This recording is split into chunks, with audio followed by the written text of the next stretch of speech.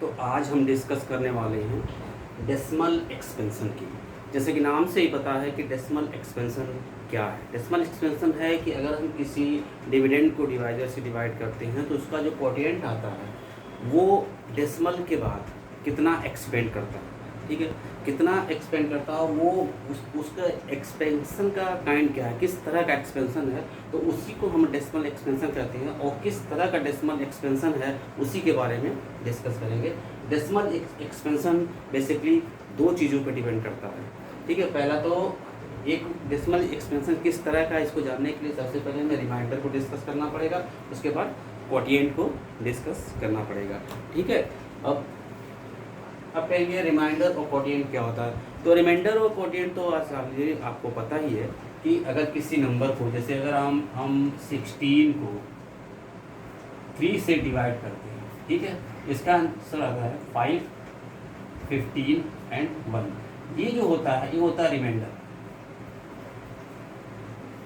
ठीक है। ये 1 जो है हमारा क्या होता है, रिमाइंडर होता है। ये हमारा हो जाता है क्वोटिएंट, ये हमारा होगा क्वोटिएंट, ठीक है। तो बेसिकली डेसिमल एक्सपेंशन रिमाइंडर और क्वोटिएंट पे ही डिपेंड करता है। मतलब वो डेसिमल एक्सपेंशन हमारा टर्मिनेटिंग है कि नॉन टर्मिनेटिंग है, करिंग है या रिकरिंग है, ठीक है।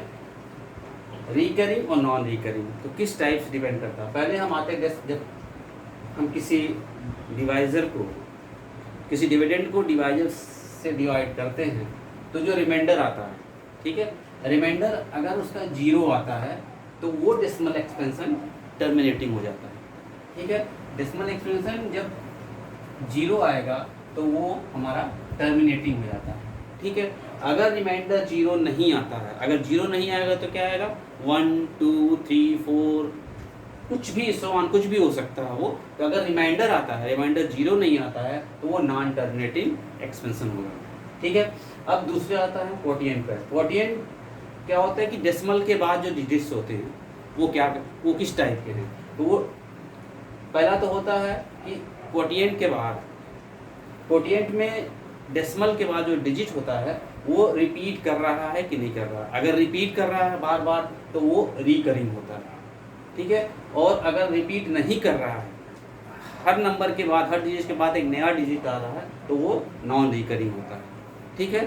तो अब देखिए, पहला तो है कि जो रिकरिंग में रिपीट नंबर है वो सिंगल डिजिट भी बार बार रिपीट कर सकता है या ग्रुप ऑफ डिजिट भी बार बार रिपीट कर सकता है। जैसे सिंगल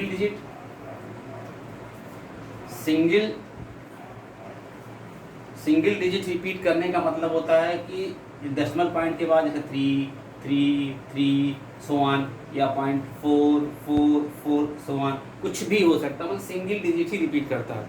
या और ये 0.212121 दो डिजिट बार बार रिपीट हो रहा है। या फिर 0.346 346 346 कुछ भी, ठीक है। तो ये हमारा इस तरह के अगर डिजिट्स बार बार रिपीट हो रहे हैं तो वो रिकरिंग होता है। और अगर कुछ भी पॉइंट के बाद 4, 3, 7, 8, 9, 2, 1, 9 कुछ भी है, ये उसमें क्या है, कोई भी डिजिट रिपीट नहीं हो रही है, ठीक है। तो ये हमारा नॉन रिकरिंग होता है। अब देखिए डेसिमल एक्सपेंशन को कैसे हम, ठीक है। अब देखिए दूसरी चीज, अब देखिए अगर कोई डेसिमल एक्सपेंशन टर्मिनेटिंग है तो वो रेशनल नंबर होता है, ठीक है। किसी भी हमारा कोई भी नंबर अगर हमारा P/Q फॉर्म में है और वो उसका रिमाइंडर 0 आता है, नहीं, वो रिमाइंडर 0 आया तो टर्मिनेटिंग हुआ, तो उसका डेसिमल एक्सपेंशन क्या हो जाएगा, वो टर्मिनेटिंग है और वो रेशनल नंबर हो जाता है, ठीक है। और अगर रिमाइंडर 1, 2, 3, 4 या कुछ भी आता है, 0 नहीं आता है, तो नॉन टर्मिनेटिंग हो जाता है, ठीक है। तो ये क्या होता है, रेशनल नंबर होता है, ये रेशनल नंबर होता है टर्मिनेटिंग। अगर उसका आंसर टर्मिनेटिंग और रिकरिंग है, ठीक है, टर्मिनेटिंग और रिकरिंग है तो ये रेशनल नंबर हो जाता है,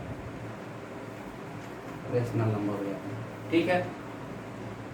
अब non terminating recurring rational number हो गया, और non terminating and non recurring, तो ये क्या हो जाता है आपका इरेशनल नंबर। ठीक है, तो रेशनल नंबर कोई भी फ्रैक्शन अगर टर्मिनेटिंग है तो डेफिनेटली वो रेशनल नंबर होगा। अगर वो फ्रैक्शन नॉन टर्मिनेटिंग और रिकरिंग है, रिकरिंग किसी भी टाइप का होता है, सिंगल डिजिट का होता है, डबल का हो सकता है, ट्रिपल का हो सकता है, कैसा भी रिकरिंग हो, अगर वो रिकरिंग कर रहा है तो वो आपका रेशनल नंबर होगा। और अगर नॉन टर्मिनेटिंग है और साथ में नॉन रिकरिंग है, कोई भी नंबर जो है वो रिपीट नहीं कर रहा है, तो वो इरेशनल नंबर होगा। सिंपल सा एक्सप्रेशन, ठीक है। डेसिमल एक्सपेंशन वो सिंपल दो ही चीज़ है, या तो टर्मिनेटिंग होगा, या तो नॉन टर्मिनेटिंग रिकरिंग होगा, या नॉन टर्मिनेटिंग नॉन रिकरिंग होगा। तो मतलब डेसिमल एक्सपेंशन जो है हमारा पहला होगा terminating,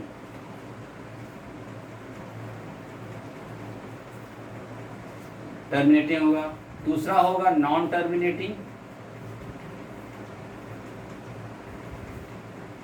non terminating plus recurring, और तीसरा होगा नॉन टर्मिनेटिंग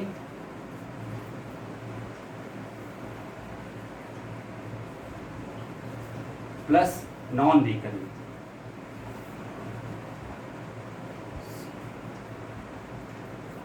ये दोनों कंडीशन जो होती है वो रेशनल नंबर होती है,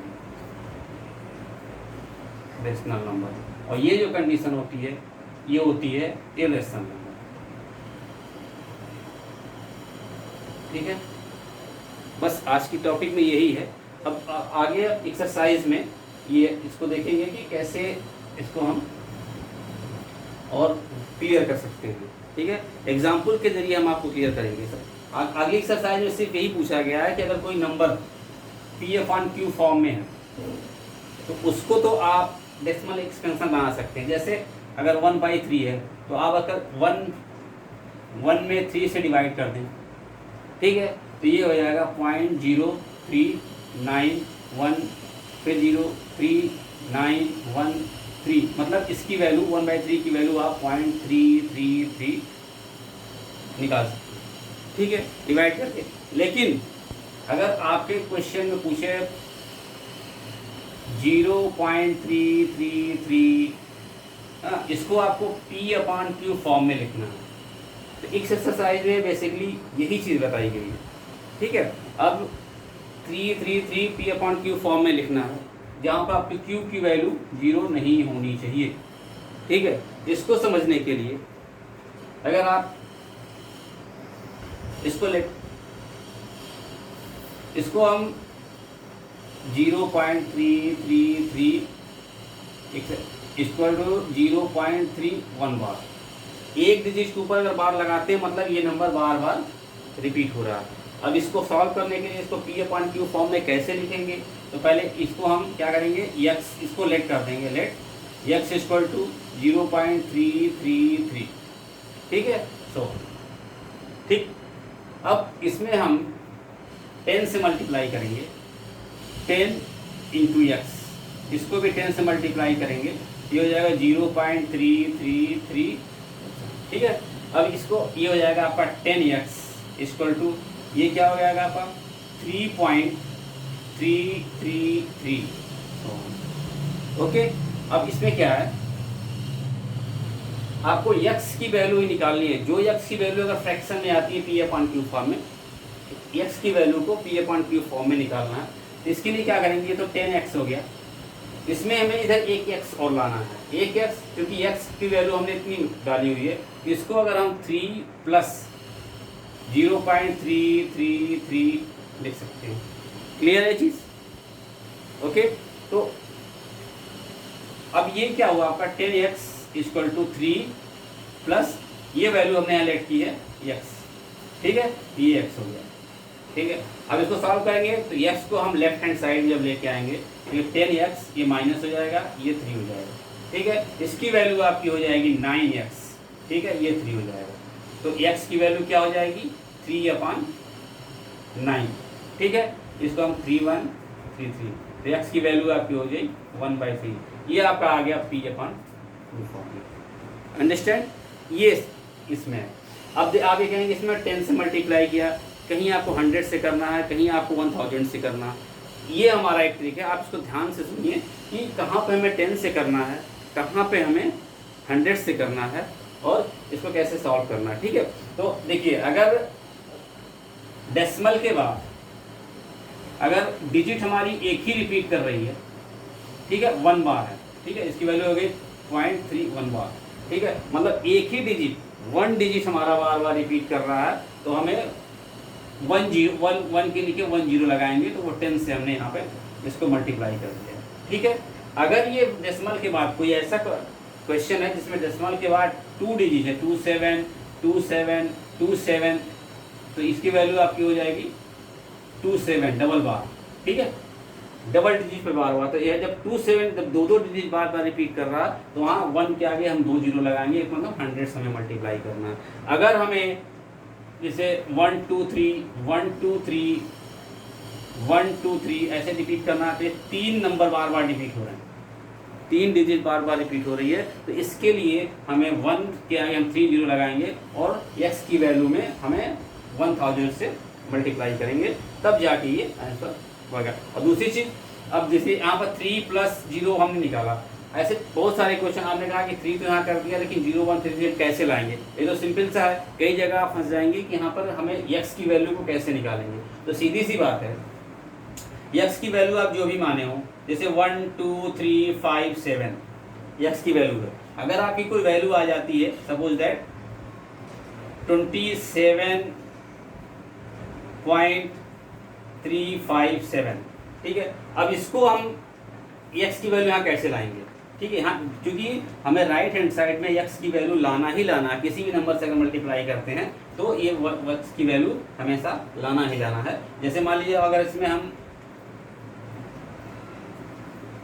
तो इसके लिए हम क्या करते हैं, 27.357, ठीक है, इसमें x की वैल्यू को माइनस कर देते हैं, 1.357, जब ये माइनस करेंगे तो क्या आएगा, 7 0 0 0 और यहाँ आएगा 6 2, क्या आया 26, मतलब इस चीज़ को हम 26 + 1.357, तो 1.35 हमने माइनस किया तो ये आ गया। अब इसको हम आप 26 + x लिख सकते हैं। ठीक है, तो ऐसे ही है कि कोई भी नंबर अगर हमें लेफ्ट हैंड साइड में अगर आता है, तो उसके लिए हमें x की वैल्यू को लाने के लिए उस नंबर में से x को माइनस कर देंगे, जो नंबर आएगा उसमें सेम x की वैल्यू को प्लस करके लिखेंगे, उसके बाद हमारी x की वैल्यू आएगी, तो जो भी नंबर आएगा x को माइनस करके उसको सॉल्व कर लेंगे। ठीक है, तो ये है आज की टॉपिक में, जिसमें इतना ही डिस्कशन किया गया है। हम आगे अगले एपिसोड में आपको हम एक्सरसाइज 1.3 को सॉल्व करेंगे। सबसे पहले सारी चीज़ें आप मैंने क्लियर कर दिया है, आप जो है इस चीज़ को अपने आप एक्सरसाइज को सॉल्व कीजिए। अगर कोई प्रॉब्लम हो तो आप उसको कमेंट बॉक्स में डालिए, और आप जितने भी एक्सरसाइज 1.3 जो भी नंबर दिए हुए हैं, लगभग मैंने सारा ही आपको बता दिया है, सारे उसी ढंग से लगाए जाएंगे। आप उसको लगा के, और अगर आपको नहीं आता तो कमेंट बॉक्स में डालिए, हालांकि मैं अगले वीडियो में आपको एक्सरसाइज 1.3 क्लियर करूंगा। हाँ, ये एक चीज़ और क्लियर कर दूं, जैसे आप 1.7 के इसमें क्वेश्चन दिया है, क्वेश्चन नंबर 2, वो सीधा सा है, वो आप थोड़ा सा देख लीजिए कि 1.7 जो है, अगर इसकी वैल्यू दिया 1.4 टू 0.142857, ठीक है, ये बार लगा।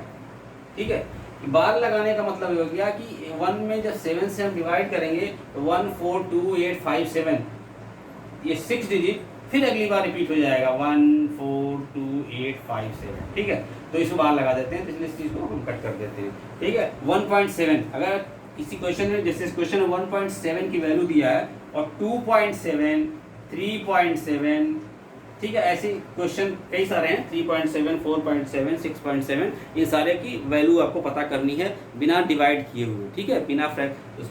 तो इसके लिए क्या करेंगे, हम इसको 2 को 2 × 1.7 लिख सकते हैं, तो इसको आप लिख सकते हैं 2 × ये वैल्यू आपको पता है 2.142857। ठीक है, इसको आप इसको मल्टीप्लाई कीजिए, मैं जब मल्टीप्लाई कर देंगे तो ये आपका आंसर आ जाएगा। ये हो जाएगा 3 इंटू 1.7, इसकी वैल्यू हो गई 3 इंटू 0.14285 ठीक बात है। अब इसको जो मल्टीप्लाई करके जो भी आंसर आएगा आप लिखेंगे तो इसका आंसर हो जाएगा। ठीक है, तो ऐसे बहुत सारे क्वेश्चंस हैं, वो आप उसको सॉल्व कीजिए और जो भी प्रॉब्लम है आप कमेंट बॉक्स में डालिए। हालांकि हम अगले वीडियो में आपको एक्सरसाइज 1.3 क्लियर करेंगे कि क्या चीज़ होता है। तो ये आपको हमने डेसिमल एक्सपेंशन को क्लियर किया है और कितने तरह के होते हैं। ठीक है, तो आप इस तरह से इससे आप ये पता लगा सकते हैं कि हमारा जो नंबर है, जो हमारे पॉइंट से नंबर है वो क्या है, रेशनल नंबर है, इरेशनल नंबर है। अगर ये नंबर आप P/Q फॉर्म में आ जाता है तो डेफिनेटली वो रेशनल नंबर है, अगर P/Q फॉर्म में नहीं आता है तो इरेशनल नंबर है। ठीक है, तो आपको समझ में आ गया डेसिमल एक्सप्रेशन क्या है। तो अगले एपिसोड में हम अगला जो वीडियो हम बनाएंगे तो आपको एक्सरसाइज 1.3 सॉल्व करेंगे, कुछ क्वेश्चन ही सॉल्व करेंगे, क्योंकि अब इस समय सॉल्व करते हैं तो वीडियो बहुत लंबी होती है, आपको थोड़ी बोरियत होने लगती है। तो आप अभी इतना ही समझिए और अपने आप इस क्वेश्चन को लगाइए, और जितने भी क्वेश्चन हैं इसमें लगभग 9 क्वेश्चन हैं, 9 क्वेश्चन को लगाइए। फिर हम अगर नहीं आता है तो फिर इसको अगर हमारा अगला वीडियो देखिए, उसमें आपको हम इस चीज़ को क्लियरफाई करेंगे, सारे क्वेश्चन को सॉल्व करेंगे। और चैनल को सब्सक्राइब कीजिए, तभी हमारा अगला वीडियो आप तक पहुंचेगा, आपको पता लगेगा मैंने वो वीडियो डाल दिया है, जिससे आप देख के अपने सारे क्वेश्चन को सॉल्व कर सकें। ओके।